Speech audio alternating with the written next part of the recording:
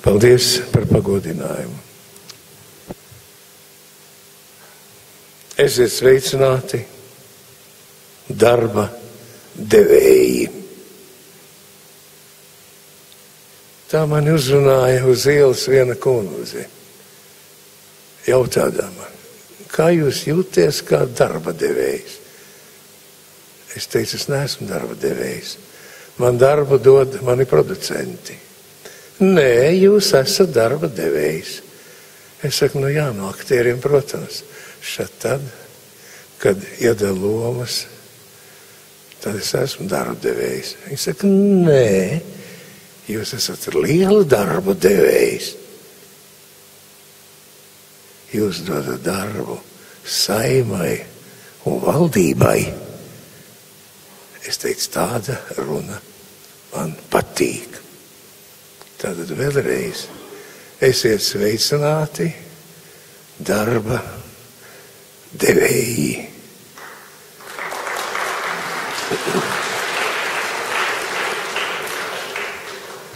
Paldies šai kundzei par šo apzīmēm. Viņa ir starp dalībniekiem šeit. Mums pašiem kungiem būt, mums pašiem arājiem. Man gribējās šo devīzi likt kaut kur plakātā savā filmā, neliku, jo gribējās, lai tas izskan kā katra pārliedzība, kas skatīsies. Par to, kādā situācijā mēs esam, būtu lieki runāt, un tā gribētu jūs aicināt, šodien jāpieņem kā aksioma, pa kur nevajadzētu raudāt. Visi mēs to labi zinām. Bet, un vēl viena lieta, un jāsaprot tas, ka viss ir noticis likuma robežās, kā tie likumi ir. Viss ir noticis tiešām ar mūsu ziņu, ar mūsu darba devēja ziņu, jo uzlieciet roku uz sirds, neviens varu. Tos, ko šodien esam mierā, mums nav uzspiedis. Tā tik tiešām ir bijusi pašu griba.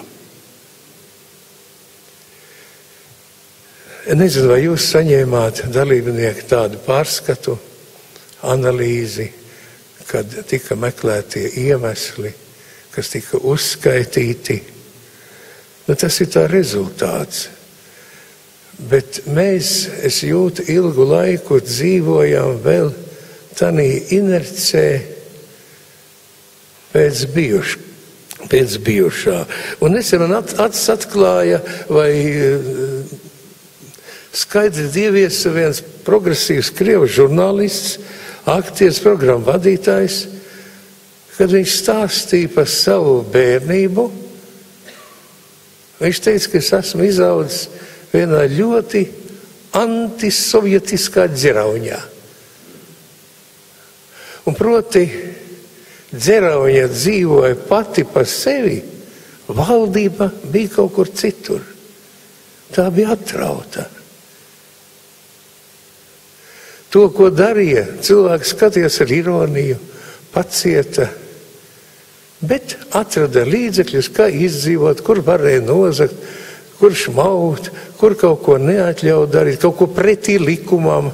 Ja kaut kas notika, tad notika ne pateicoties likumam, bet pa spīti tam, un tā izdzīvoja. Un es baidos, ka mums šī inerce joprojām turpinās. Turpinās tas, ka mēs esam paši par sevi, bet tas, kurus ievēlam, atkal ievēlam turpinot šo rituālu. Jo bijušos laikos, kad valdīja šamaniskais domāšanas veids, daudz kas bija pakļauts likumam un buramvārdiem.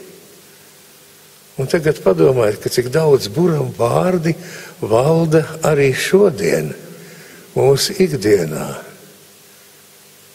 Viens no tiem, mēs runājam par jaunām sejām. vai tad sejas ir vajadzīgs jauns, ja vārdam ir spēks. Mēs runājam par darba vietām. Ko nozīmē darba vietas? Bez ražošanas, bez vērtību radīšanas, bez tā, ko galu galā nodarbosies Latvija, ko darīs. Kad arī dziesmā, kur bērns jautā māmiņai, ko darīt man. Kad bija maziņš zēns, jautāja māmiņai, kas būšais. Atcerieties, ko Latvija darīs.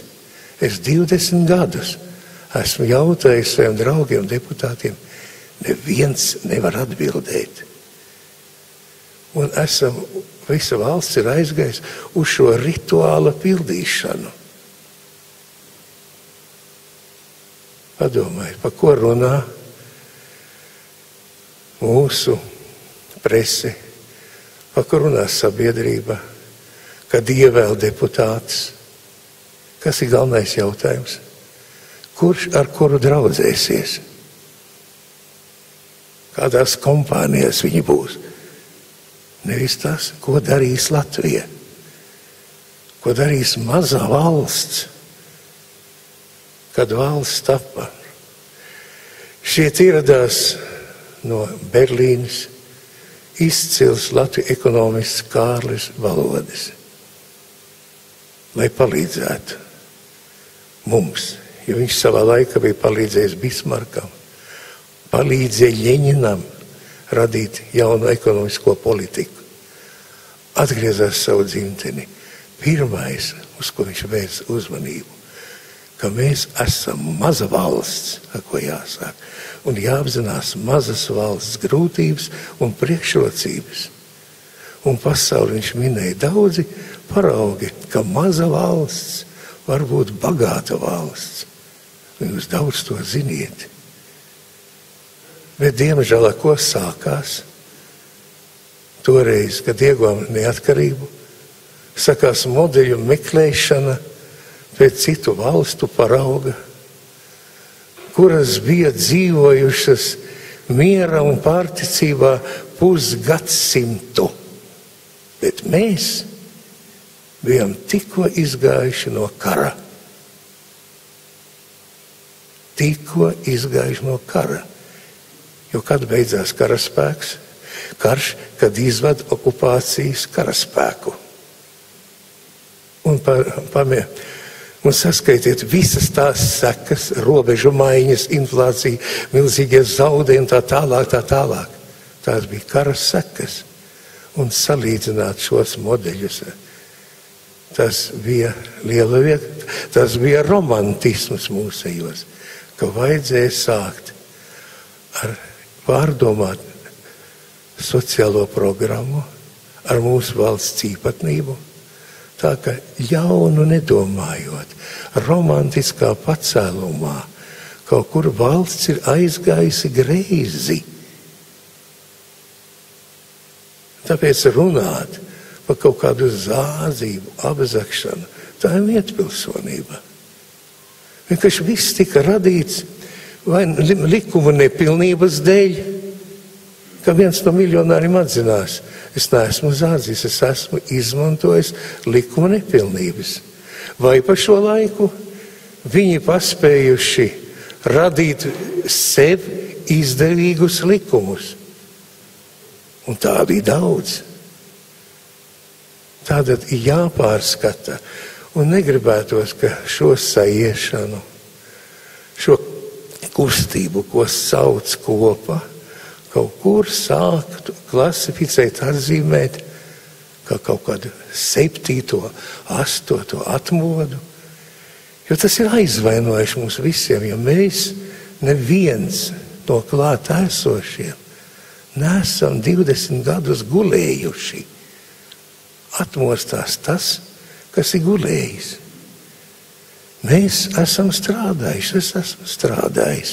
Jūs visi, es iepazinos ar to sarakstu, skatījos, no kurienes kas nāk.